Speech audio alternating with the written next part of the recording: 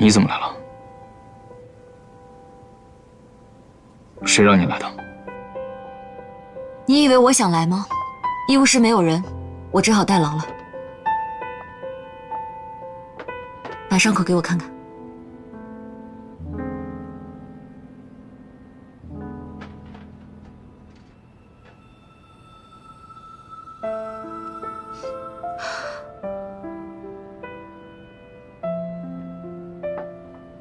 我现在要帮你缝合，需要麻药吗？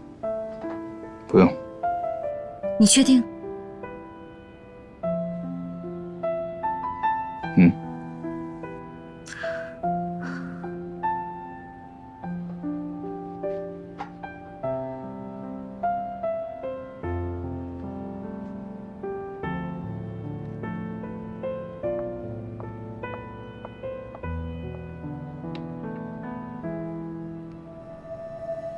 说吧，你到底有什么目的？我不懂你在说什么。每一个人跑来接近我，都有他的目的。有些人是为了军权，有一些人为了那个港口，还有些想要我的命。而你，一个长得这么像我爱人的人，突然出现在我的生活中，是巧合吗？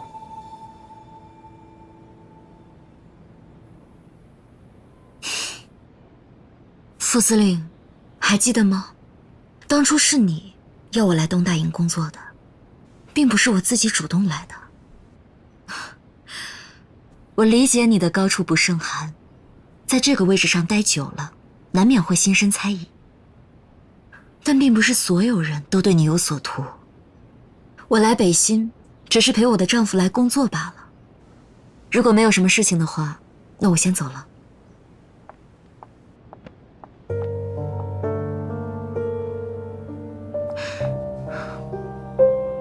萧副司令，请你自重。如果你又把我当成别人的话，那我只好再提醒你一次，你认错人了。如果你真的把我当成你的妻子，那你现在的所作所为全是对你妻子的亵渎。你只是一直不愿意承认他已经离开你罢了，你一直都在自欺欺人，不觉得这样的自己很可悲吗？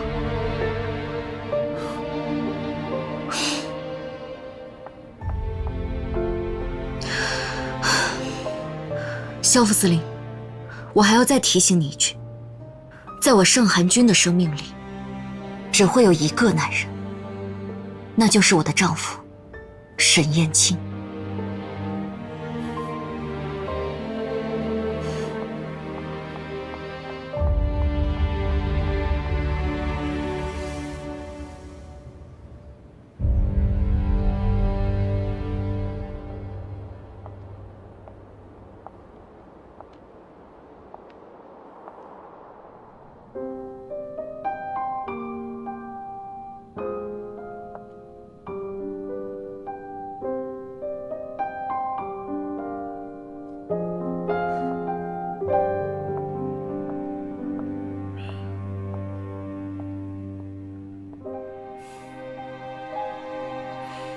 老三，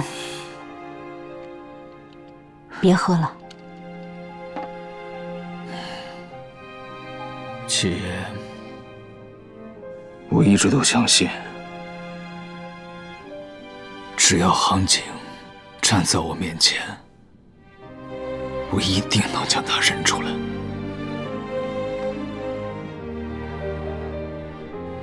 可现在，就连我也认不出他到底是不是杭景了。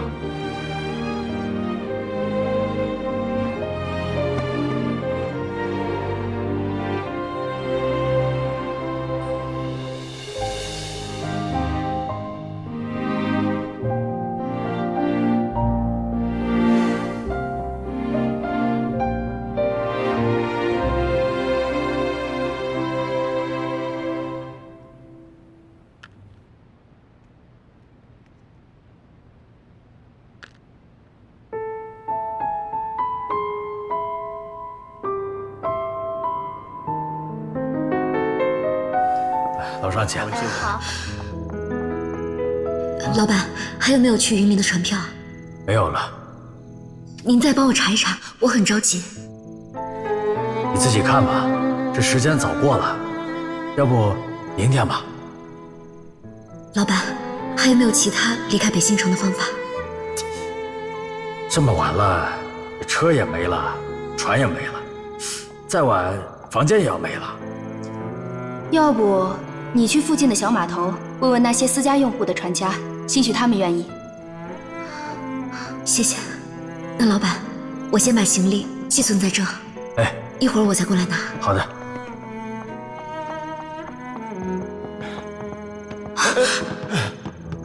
对不起啊，对不起。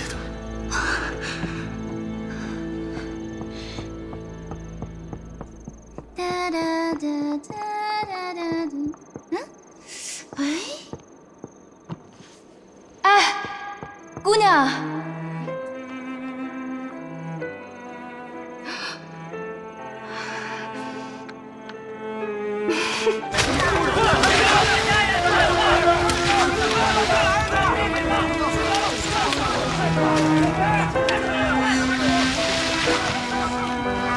这么大的雾，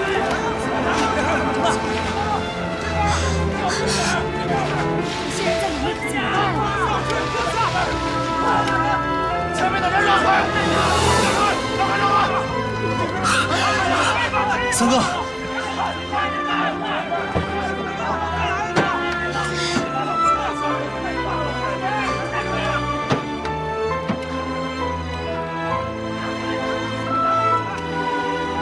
这是谁的车？哎，这是你的车吗？啊，对。那边着火了，赶紧开走。哦，好好好。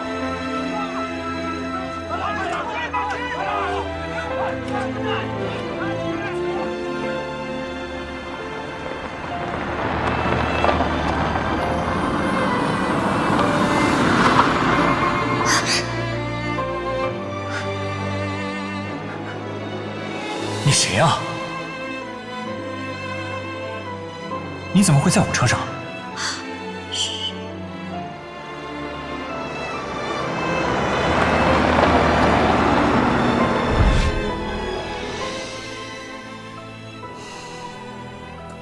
无论发生什么，你记住，你是盛寒君。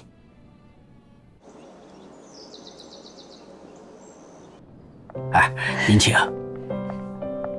寒君，你来了。戚夫人，听您在电话里说来了一位云南厨子，我从来没有去过云南，听说可以饱饱口福，我就赶紧过来了。你跟燕青都是大忙人，上次来家里吃饭啊，也是来去匆匆的。我听说你在帮老三忙竞标的事儿，我早就想请你过来聚一聚了。谢谢戚夫人。啊，对，现在时间还早，后厨应该在备菜，我带你四处走走吧。上次太匆忙，也没带你转一转。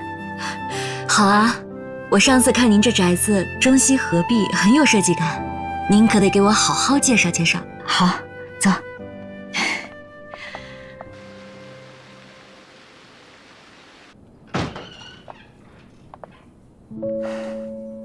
这里是他们的婚房。杭景走了之后，北辰一直在这里守着等着，整整5年。这里所有的东西，连位置，他都不让挪动半分。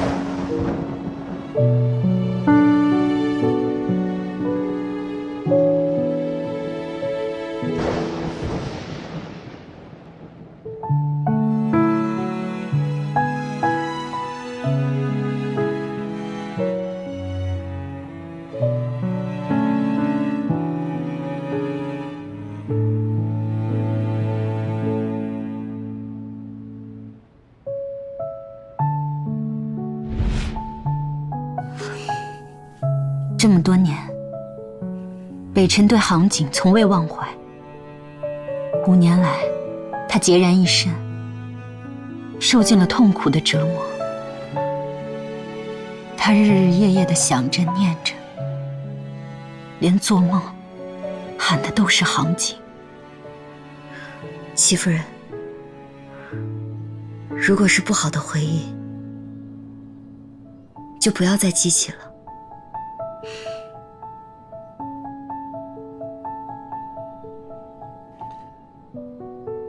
另外，我觉得参观萧副司令和他夫人的房间有一些不妥，我们还是走吧。哎，盛小姐怎么这么心急啊？哦，乖啊，宝宝乖啊，不哭，乖，乖，宝宝乖。乖了。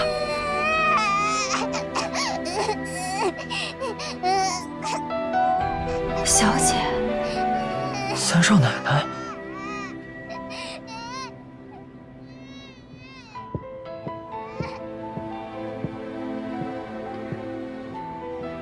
这是杭景的贴身丫头金香，嫁给了府上的萧荣，现在已经当妈妈了。不好意思，你们认错人了。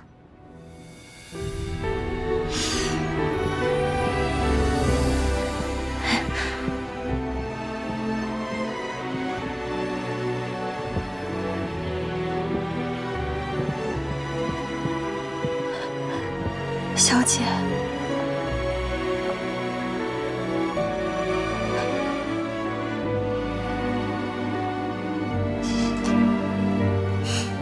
你好，我是盛寒君，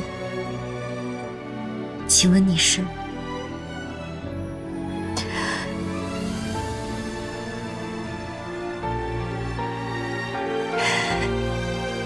对不起，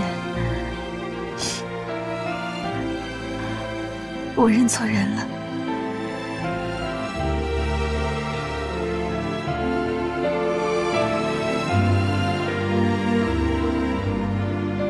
你跟我们家小姐真的长得很像。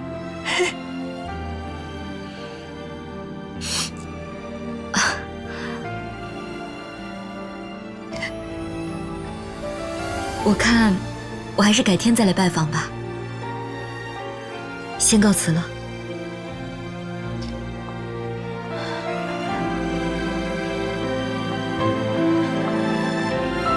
小姐，我知道你不想被认出来，一定是有原因的。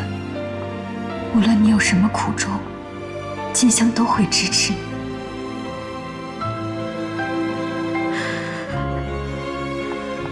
金香，她真的不是你家小姐？不是，我从6岁就跟着我们家小姐，她真的不是我们家小姐。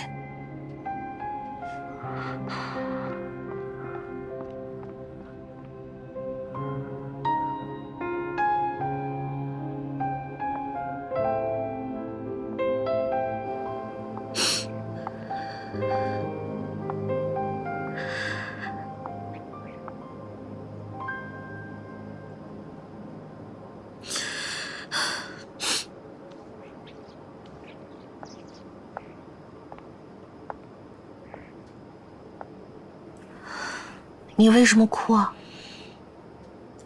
我刚刚听戚夫人说，杭景走了以后，家人对他的思念，我很感动。因为我的家人，还有我爷爷，他们已经离我而去了，我心里难受。盛小姐，你能陪我走一走吗？好啊。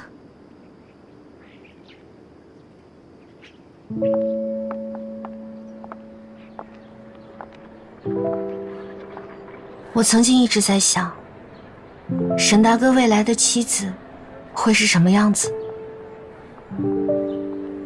盛小姐，其实我一直挺羡慕你的，你洋派大方，又有学识，确实和沈大哥是良配。舒一小姐，你在我心里也是特别优秀的女孩子，完全不需要羡慕别人。谢谢。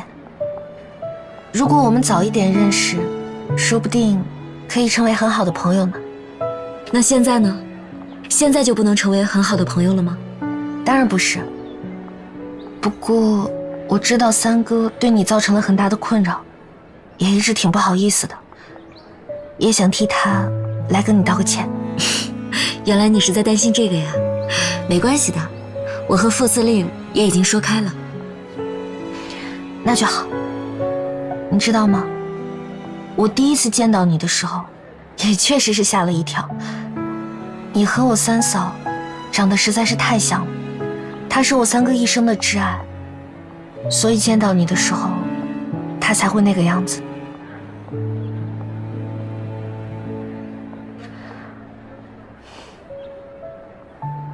你知道吗？我三嫂跟我三哥分开，跟我有很大的关系。这我倒是没有听说过。当年我三哥和三嫂分开，主要是因为孩子的事情。是我对不起他们。他们的孩子怎么会和你有关系？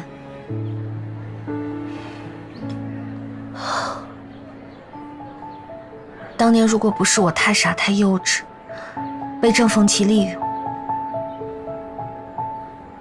我三嫂也不会失去她的孩子。当年是发生了什么事吗？当年我三嫂小产，孩子没有了。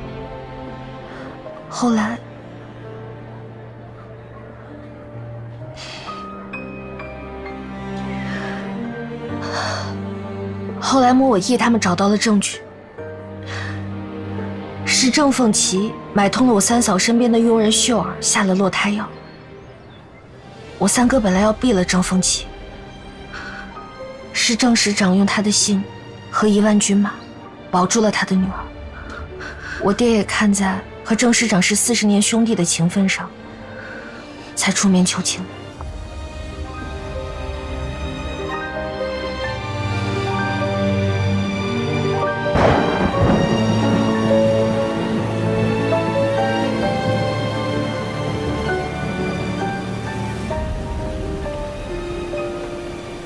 当年如果不是我太傻太幼稚，被郑凤琪利用，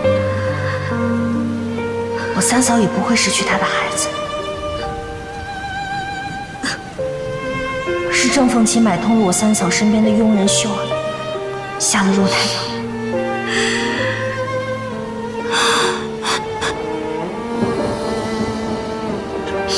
他日日夜夜的想着念着，连做梦喊的都是行情。韩君，你怎么了你？这下着雨呢，你到底怎么了？孩子，走，咱们先回屋，回家再说。快点，回家再说。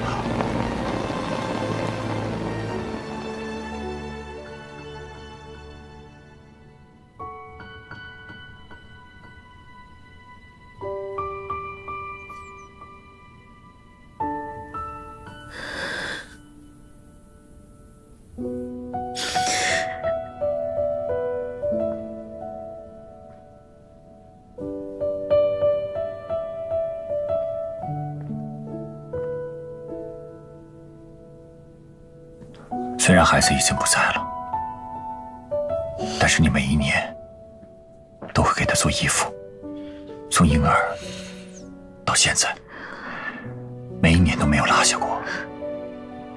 如果孩子活下来，比科儿大1岁，应该能说好多好多话了。既然现在误会都解开了，你也知道孩子的死跟魏晨没有关系，我觉得等任务完成之后，你还是回到他身边吧。我能看出来，你对他是有感情的。我跟萧北辰之间有太多的裂缝了，可能这一辈子都再也回不去了。杭景，你这么做，你是在折磨自己，你知道吗？你完全……沈大哥，你不用再劝我了。虽然我不信命，但是我总觉得老天爷就没有安排我和萧北辰的缘分。现在在我心里，只有任务才是最重要的。早点休息。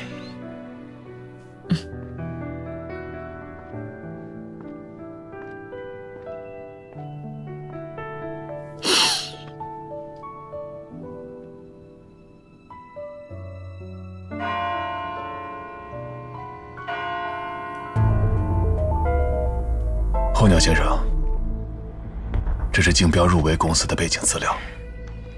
感谢丁先生的帮助。不用跟我客气。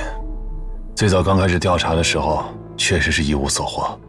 几经辗转，最终还是找到了他们隐匿的账户，隐藏极深。有什么新的发现吗？证据、照片、银行文件都在这个资料里。您之前的担心确实存在。三哥，现在韩廷孙跟杨文道的方案评分并列第一，不论是从博位能力、成本支出，还是未来的前景，都难分伯仲。但是，韩氏集团账目漏洞的问题，最近传得沸沸扬扬的。是啊，我也听说了，好多小报都在报道。我觉得应该不是空穴来风吧。但关键是，偏偏在这个节骨眼上爆出来，真不知道是巧合，还是竞争对手的手笔。8位竞标者之中，就属韩廷孙的优势最为突出，相较杨文道，他的国际背景更加雄厚，也难怪会成为众矢之的。这你不用担心，流言一出，韩廷孙那边立即补了一份更详细的报告给我们，经调查，没有任何问题，不会影响我们的判断。那就好。你看啊，韩氏集团背后毕竟有英国人在，不过相较杨文道来说，这个人有点意思，背景很干净，业内赞许也有加，而且是个爱国人士，跟日本人很不对付。我相信让他们胜出也是无可厚非的，而且他们提出的方案也很好。你看，就比如这个分流机制，来，三哥，这事不错啊，怎么撕也撕不烂。来，怎么撕也撕不烂？怎么了，三哥？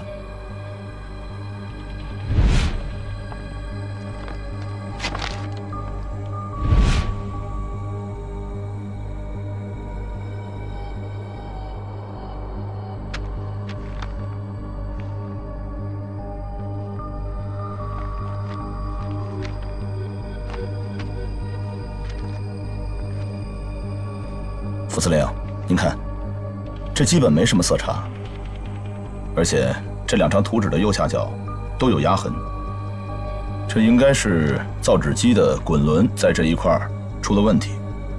我敢肯定，这2家的图纸来自同一家造纸厂，而且什么？这种纸张在北新我从来没有见过。我曾经见过日本南满铁路的施工图，纸张跟这倒是很像。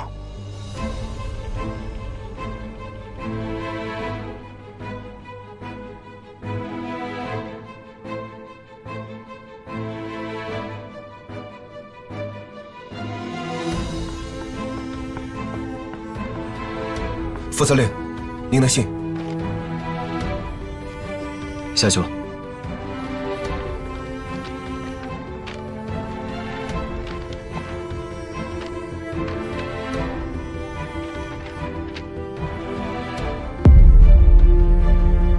是杨文道吗？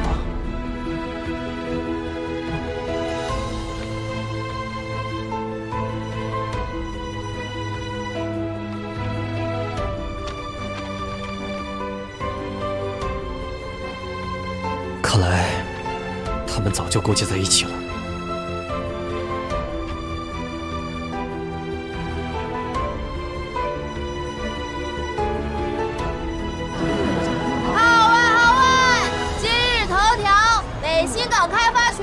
属韩氏集团。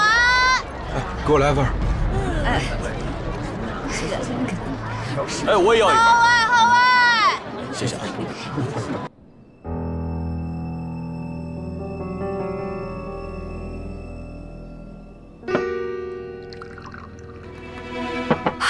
对不起，对不起，会长，对不起，对不起，会长。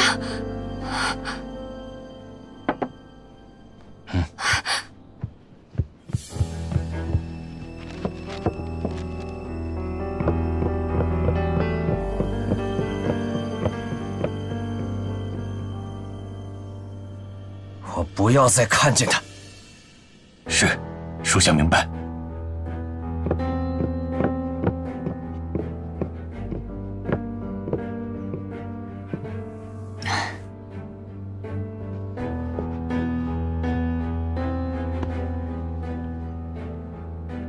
看来这次啊，阁下是真的动怒了。也只有凤琪小姐还能如此轻松吧？您真的是冤枉我了。我跟您啊是在一条船上，也是渴望成功，害怕失败的呀。但是这次军部那边传来消息，韩氏集团背靠英国，与英国政坛人士有着千丝万缕的关联，让我们不要轻举妄动。这事儿已经没有挽回的余地了。但是我们可以做一些弥补啊。记得军部之前特别希望跟京城签署共荣书，若是我们促成此事，那必然是大功一件，足以功过相抵。但是康司令费了这么多功夫都没有彻底驯服京城，这件事情好像不太好办。双方未达成一致，一定是一方给的利益还不够多。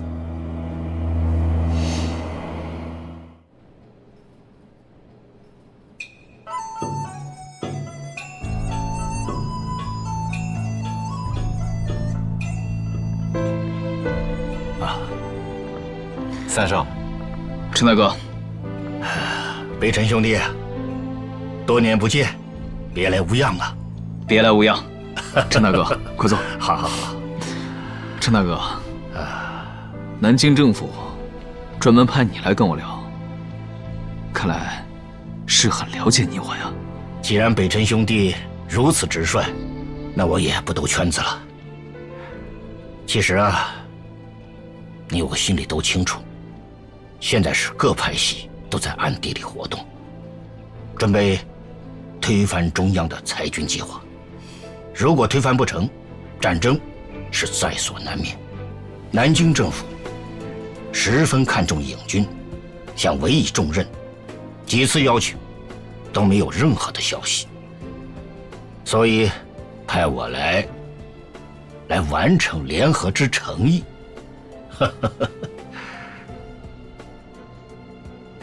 陈大哥，我斗胆问一句，是什么样的联合，又是怎么样的诚意呢？南京政府承诺，只要萧老司令发出一则声明，站在中央一方，支持裁军，那么整编之后，萧家便是直北的最大当权派。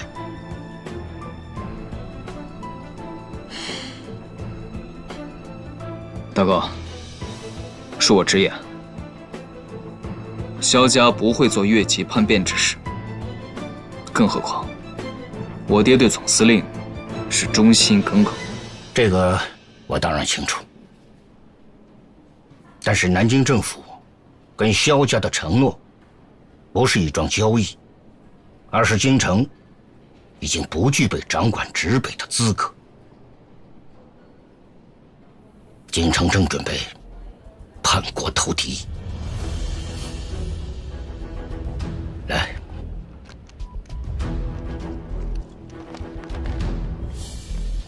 你先看看这个。据我们的线报，京城现在正跟日本人谈条件，一旦谈妥，必然签订共荣书。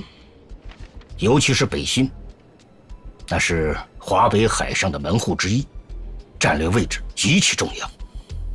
如果京城一旦跟日本人做了勾结，那可不是损兵折将的事了，那真是生灵涂炭，称毁家亡啊！所以，北辰兄弟，请你慎重考虑，只希望你能说服萧司令。我坚信，他绝不会去追随一个叛国者。我答应你。来，我等你的消息。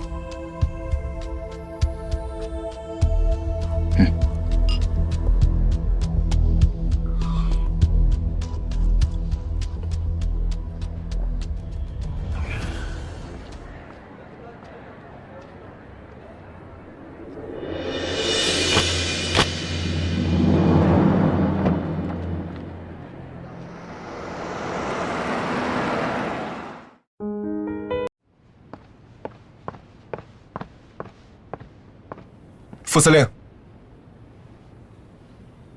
进。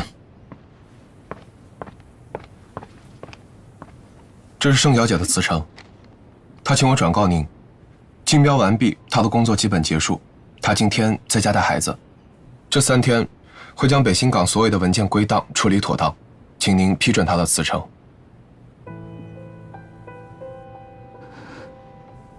去吧。是。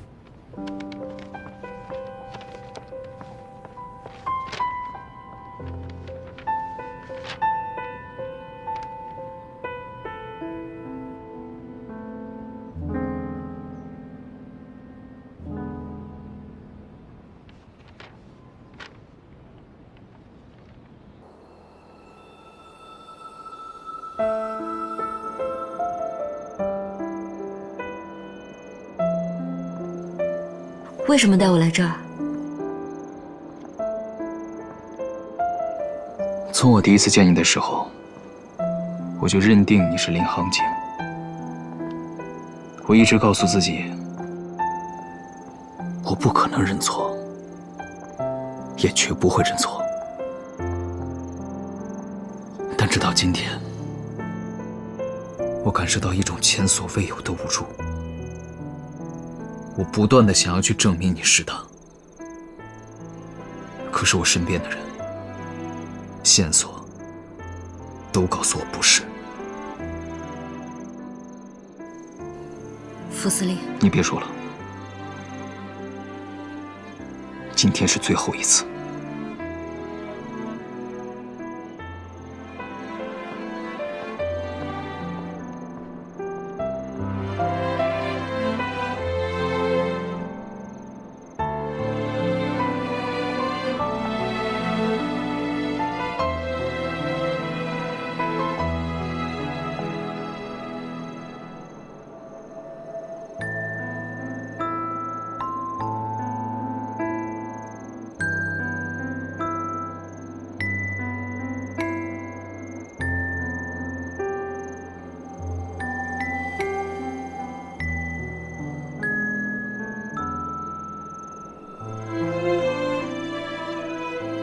那一年，我跟航景第一次相约，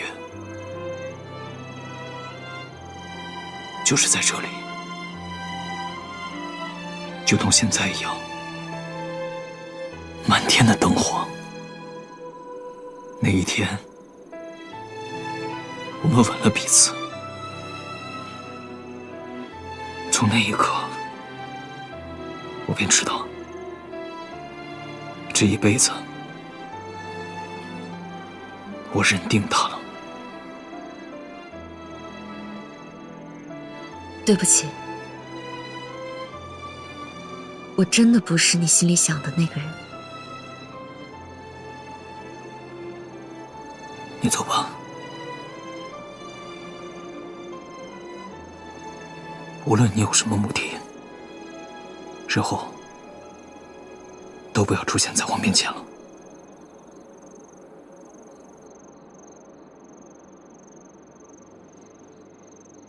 萧父，我做了一场梦，现在梦醒了。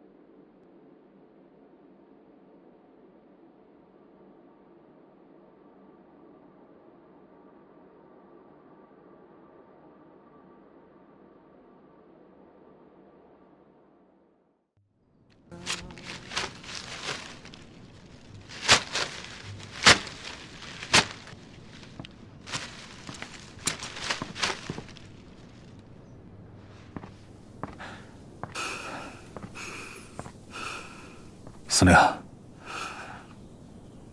出什么事儿了？日本人居然许诺京城，如果他同意签订共荣书，满洲政府成立之后，就让金城做4省主席。您帮日本人做了那么多事，好处全让他金城捞着了，这是为他人做了假衣裳。可我居于金城之下，他们若能与金城合作，又何必找我呢？有金城在，就没有我的位置。司令，以您的谋略，必有办法解决。您先看看这个。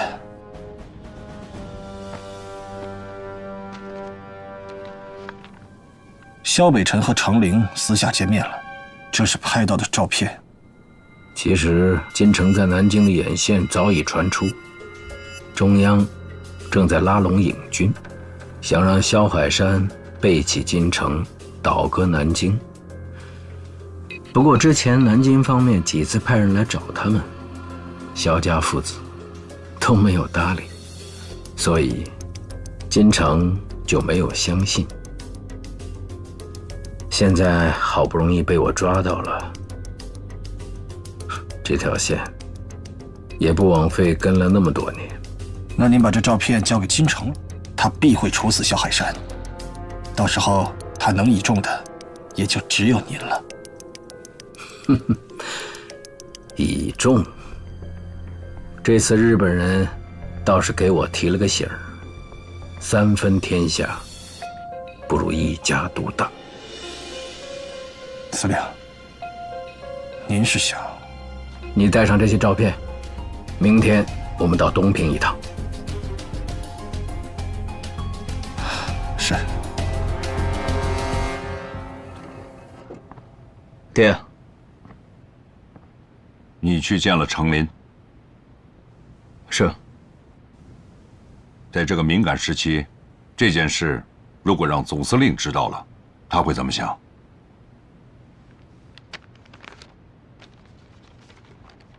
这个时期，恐怕总司令自己早就已经有想法了。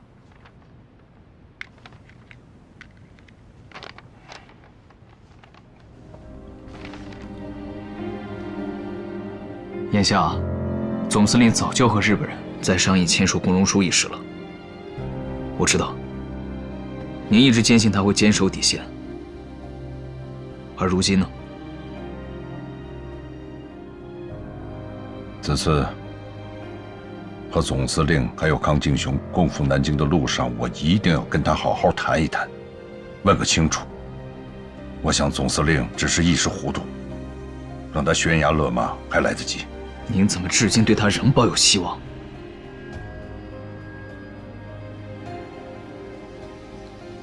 他若弃国，我便弃他。明日便是绥岭的会议了。我知道我们在那边有驻军，但我建议您还是多带点人马。我心里有数。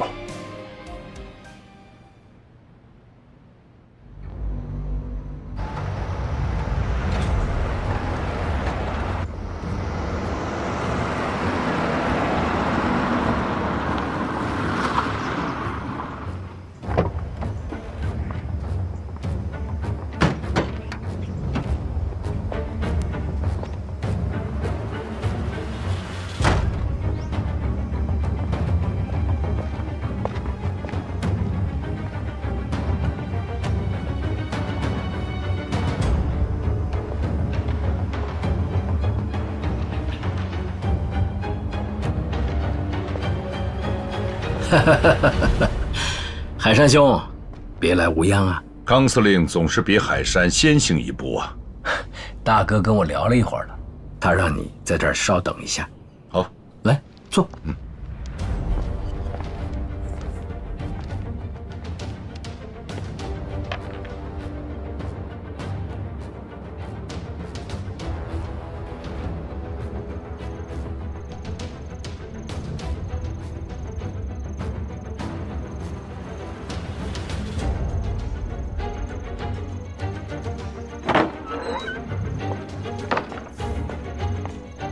肖司令，总司令有请。好。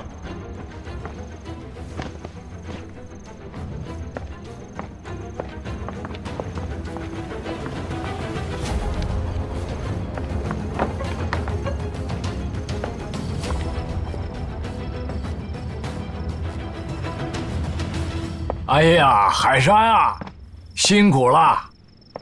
总司令，好，你们二位先出去一下。我跟海山有几句话说。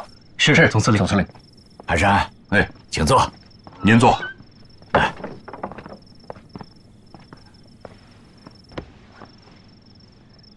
海山啊，今天真的是有一件很重要的事情，我想说，关系到裁军，这可是关系到我们的生死存亡。所以海山，我想听一下你的心里话。大哥，一旦开战，百姓流离失所，生灵涂炭。我们练兵千日，最后把枪口却指向自己的同胞，于军于民。我觉得现在最好的方案就是各处全都坐下来谈判，消除中央对地方的猜忌，免得矛盾升级。哎呀，海山，你怎么向着中央政府说话呢？大哥什么意思？我看你现在是不是打算好了向中央政府倒戈？而且你也做好了对我取而代之的决定。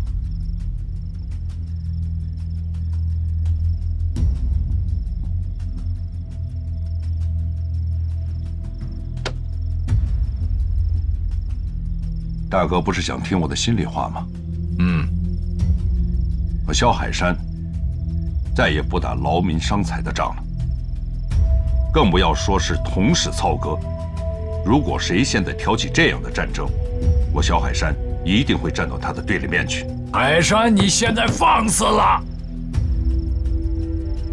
大哥，哥，这么多年我对您忠心耿耿，从来没有过二心，因为我觉得您是一个有底线的人，起码黑白是非是分明的。不过现在，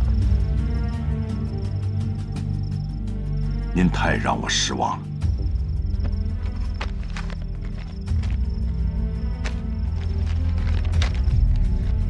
请大哥给句话，这上面写的真的属实吗？我真没想到，你竟然敢在暗中调查我。我也没想到，我一直辅佐的兄长，我的生死大哥，竟然跟日本贼寇勾结。那你呢？你勾结的是中央政府，狼子野心。你是不是想让整个直北都姓萧？是不是这样？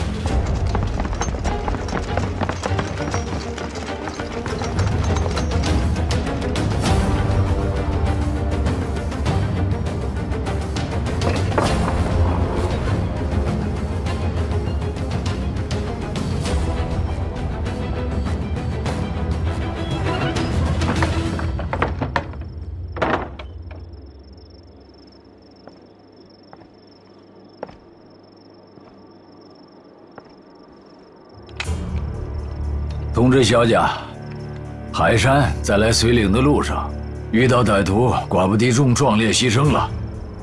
海山身边的人一并除掉，下手干净点，别让他们受罪，毕竟是自己的兄弟。是。大哥，您别太过伤心了。萧司令，黄泉路上不会孤单。等一会儿，你们老兄弟俩就又能在一起了。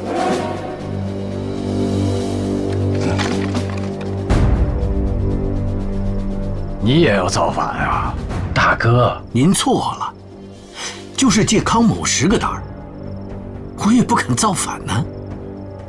造反的是萧海山，是他杀了您，我为您报仇，将他当场处死，并且临危受命，接受您手下所有的兵。在场的兄弟们都可以为我作证。哼，我算是弄明白了，原来你才是狼子野心，处心积虑，一直想置我于死地。江山易手，这不就是我们的宿命吗？啊，日本人想占领满洲已久，我为他们做了那么多的筹谋，但有您在，他们就会忘了我。大哥，您为了兄弟，就做出一点点的牺牲吧。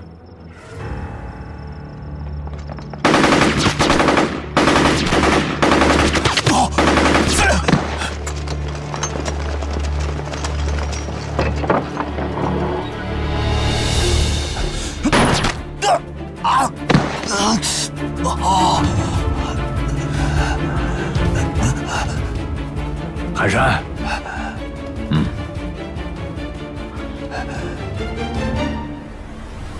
好，哼，好一出暗度陈仓。我们不费点力气，怎么抓得住你呀？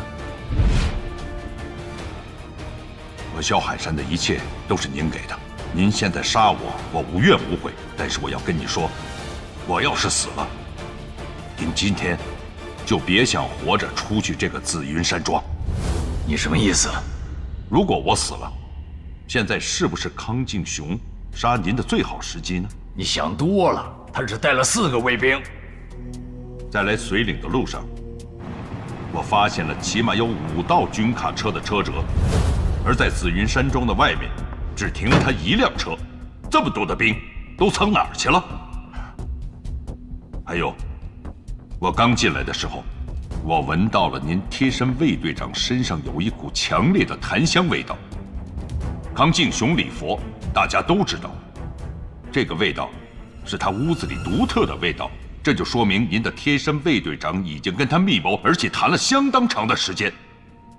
如果我没猜错的话，这次开会定在绥岭，也是他的主意吧？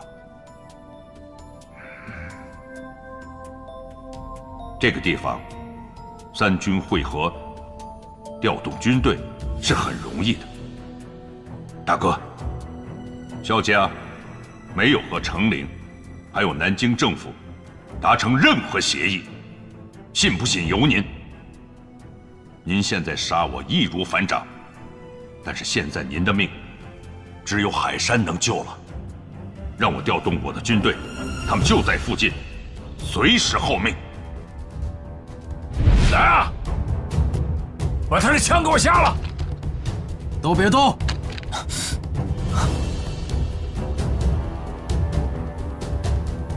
康司令，一切听您吩咐。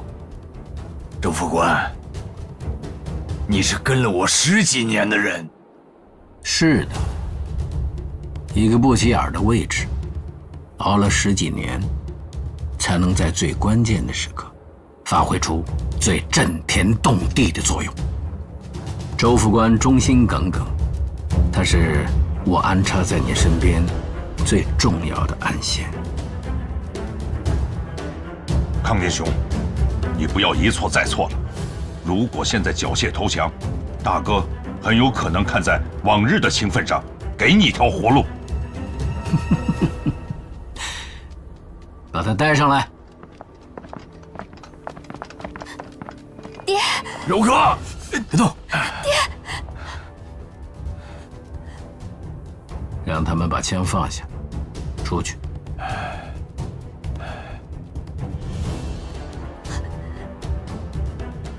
我说让他们把枪放下，出去！海山，让他们出去。听我的命令，放下枪，先退出去。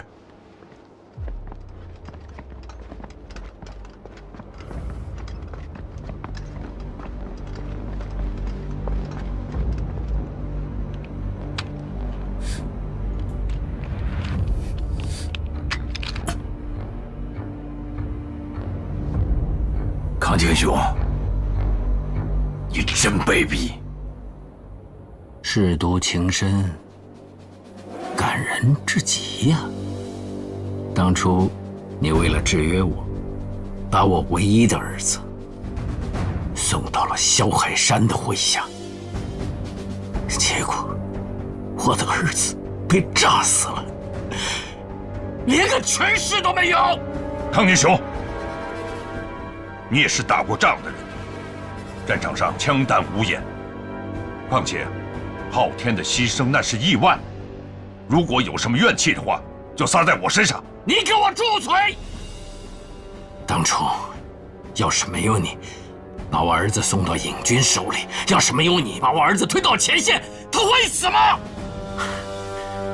新仇旧账，我要跟你们一起算。我要让你亲眼看看自己的孩子死在自己面前，那是一种什么感受？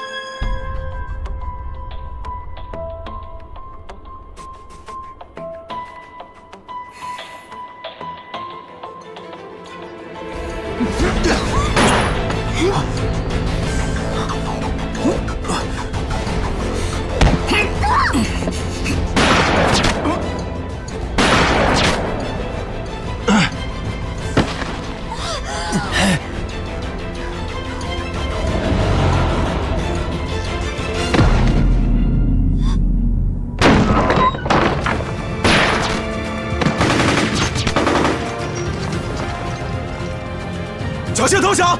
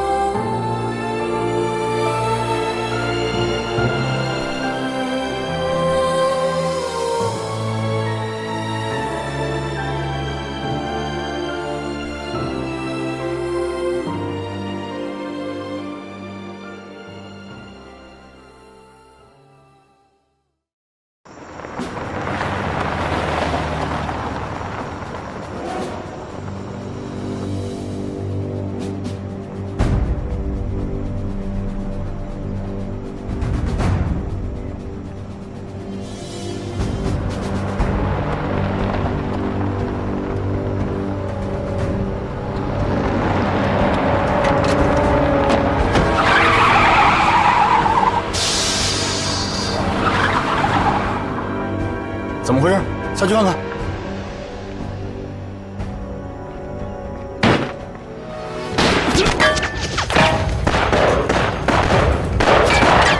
下来！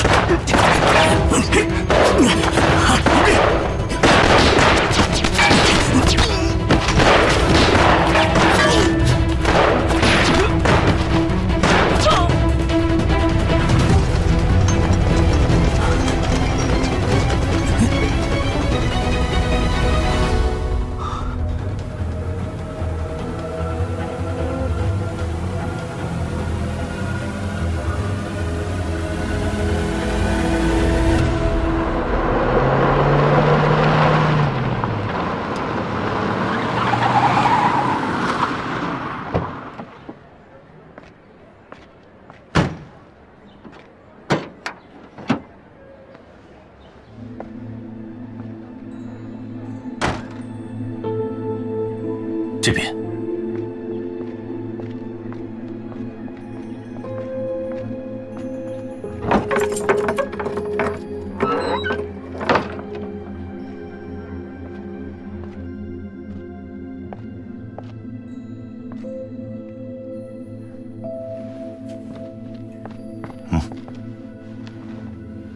让康司令受惊了，实在抱歉。有你们这么救人的吗？差点把我的命都搭进去了。为了拖延时间，只好出此下策。您一旦到了法庭，想要再翻盘，就太难了。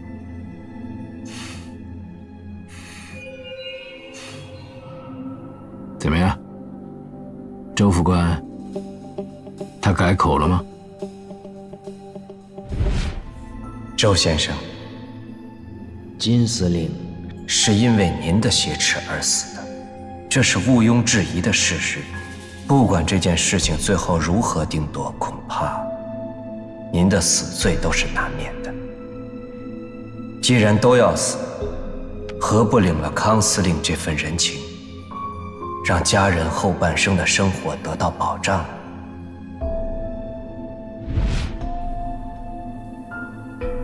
佐藤先生，希望我们今后能彼此信任，精诚合作，别再出现像之前那样，你们越过我去联络金城这种事情。康司令，请放心，您永远是我们最信任的朋友。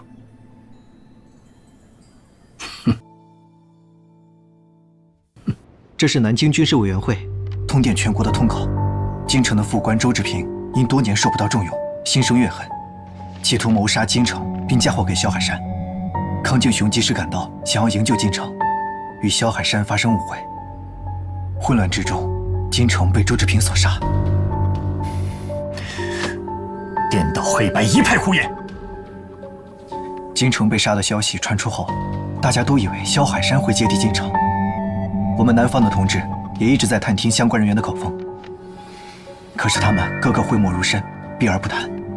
直到刚才，康敬雄竟然从滦河调到了北新，担任警备司令。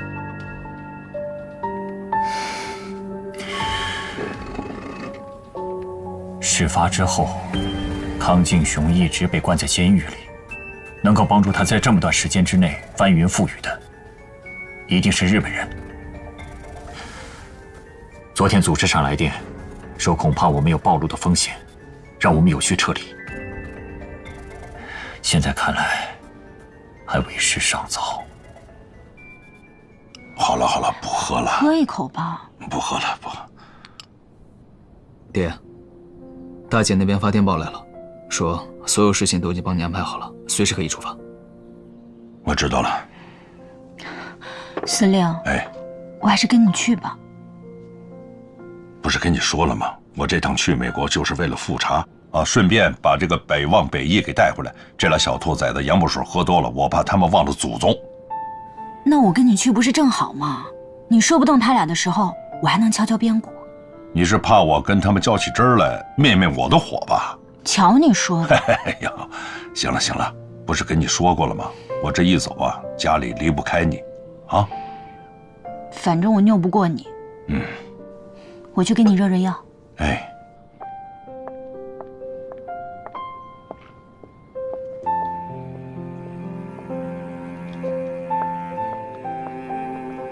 本想着劝总司令迷途知返，没想到却让他搭上了性命。他戎马一生，却落了个这么个结局。爹，我看这事儿你无需太自责了。司令，三哥已经派人24小时守着金小姐，只要金小姐醒过来作证，康敬雄一定会被绳之以法的。嗯，你说这康敬雄一只脚都迈进鬼门关了，竟然让日本人和亲日派给救了，而且还摇身一变来了北新。现在的局势实在太乱了，他们都在大肆的抓捕共产党。我听说，成军那边的监狱都已经快装不下了，但大部分都是屈打成招，为了骗钱，为了表忠心，他们什么事都能做得出来。所以啊，我们影军在他们的眼里就是个异类。南京对我们不放心，那是很自然的事情。他们一向不希望地方军一军独大，所以派康敬雄过来制约我们，这是他们惯用的伎俩。是，现如今日本人虎视眈眈，可他康敬雄倒好，颠倒黑白，兵乱于外，政乱于内，这些事情他们放着通通不管，天天想抓共产党。我看他们是疯了。哎呀，康敬雄这么一来，咱们想独善其身就难喽。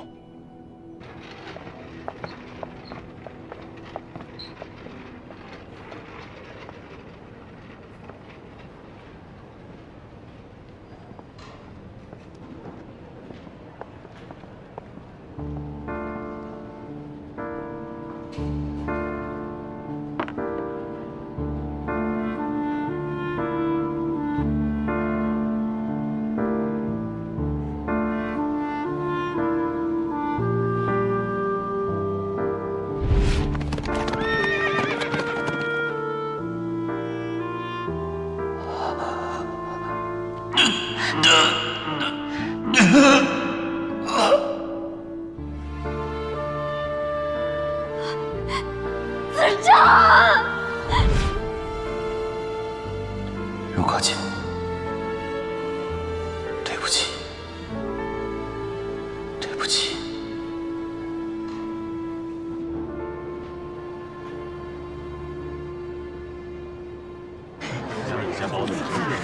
谢谢。走走走，好。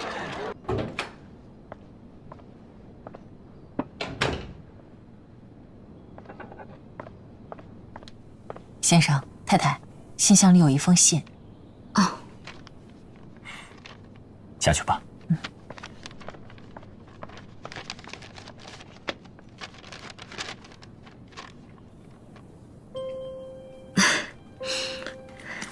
什么事这么高兴啊？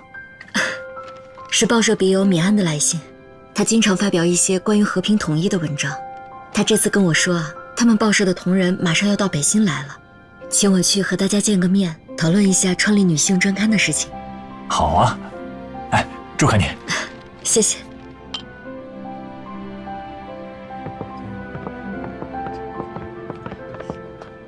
里面请。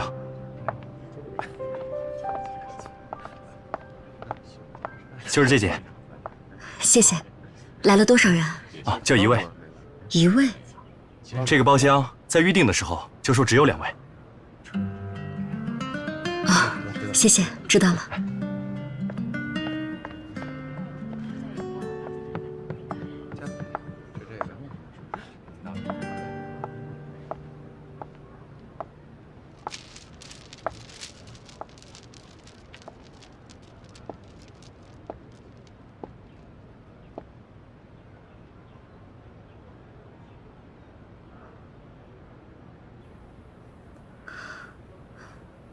请问是笔友会的米安吗？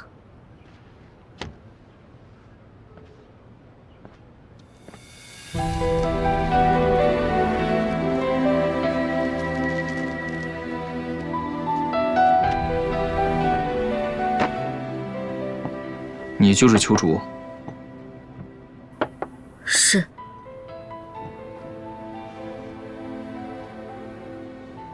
那么你是秋主的话，青勇是谁？我不明白你在说什么。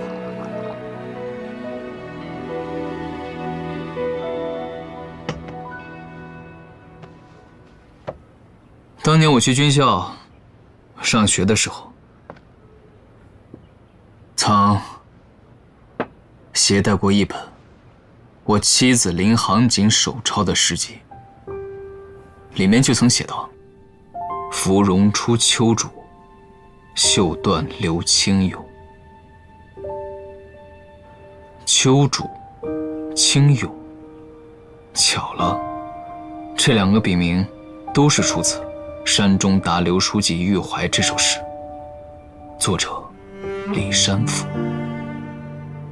我也是没想到，盛小姐，您竟然也是对孩子关爱有加。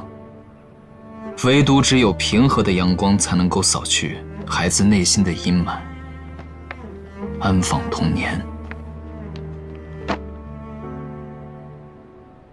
当年我太太林行景借宿我校服之时，也曾写过一篇这样子的文章，叫《无处安放的童年》。所以那封信是你伪造的？没错，或许是上苍看着我苦苦等待了5年，最终给了我这样一个机会。现在南京政府那边，副司令，你打算怎么办？是啊，拿着什么？共产党的刊物。你怎么看这个？都说共产党的刊物特别厉害，好些人看了之后都热血沸腾的，我就好奇弄来一本看看。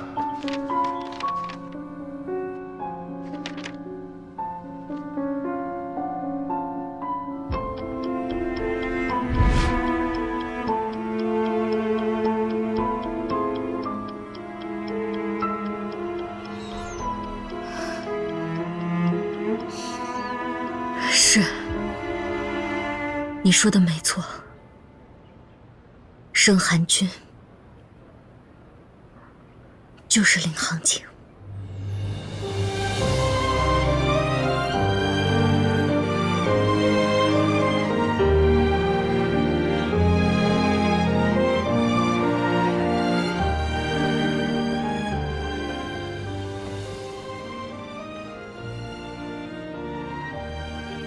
你知道我这些年是怎么过来的吗？所有人都告诉我，你我阴阳两隔，我却依然愿意相信你迟早有一天会回到我身边。当盛寒君回来的时候，藏在我心里面5年的希望又再一次被你点燃。为什么？为什么要硬生生的把这个掐断？对不起，3个。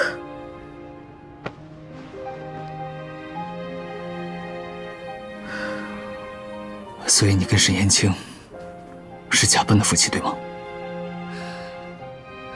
当年我失去孩子，万念俱灰。雪儿告诉我，这一切都是你指使他做的。我只想永远的离开你。后来在躲你的路上，我偶遇了沈大哥。离开北新之后，我和沈大哥就辗转去了苏联。在他和他同伴的影响下，我开始了新的生活。王静，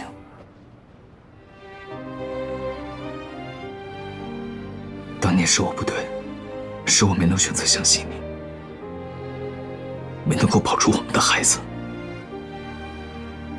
是我错了。我已经知道了，当年的一切全部都是郑凤琪的设计。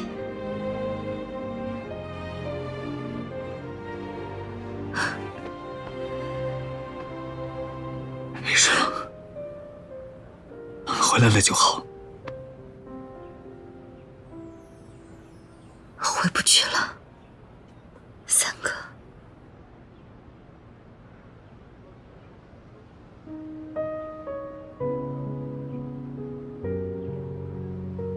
你说什么？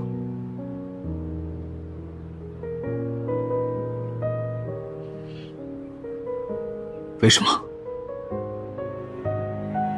过去的事情就让它过去吧。既然你已经知道我的身份，就应该明白，我是永远都做不回从前的领航警了。而且前尘往事，我也不想再纠缠下去了。你认为我们两个所经历的一切是一场纠缠？就算所有的误会都已经解开，但当初的遍体鳞伤是真的。我已经不是从前的领航警了，你也不是当年的三哥。你有你的责任，我也有我的任务。我只希望我们能够忘掉过去，今后各走各的路。领航警到底为什么？为什么你已经回来了，却还要将我们两个一刀两断？